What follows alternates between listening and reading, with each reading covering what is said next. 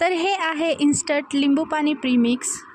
इतक्या कडाकाच्या उन्हामध्ये लिंबू पाणी पिलंच पाहिजे, कारण त्याने आपली बॉडी हायड्रेट राहील आणि बॉडीला हायड्रेट ठेवण्यासाठी आपल्याला हे पिणे फार गरजेचे आहे। आणि सर्वांनाच माहिती आहे की उन्हाळ्यामध्ये तर लिंबू किती महाग होतात।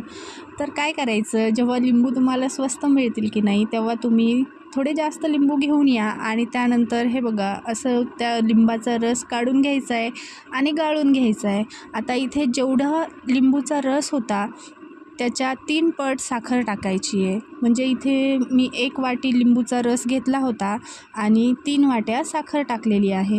याला चांगल्या प्रकारे मिक्स करून घ्या। ह्याला काही आपल्याला साखर विरघळवायची नाही आहे किंवा काहीच नाही, फक्त छान मिक्स करून घ्यायचं आणि ह्याला वाळत ठेवायचं आहे।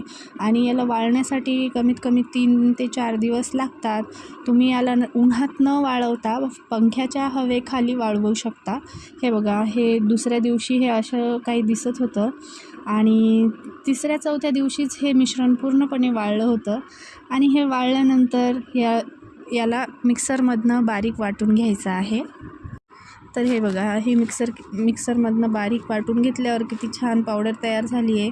आता लिंबू पाणी बनवायसाठी इथे 2 चमचे हे पावडर टाका आणि थंडगार पाणी टाका। तुम्हाला ह्यामध्ये हवे तर पुदिन्याची पानं वगैरे टाकून तुम्ही हे लिंबू पाणी सर्व करू शकता।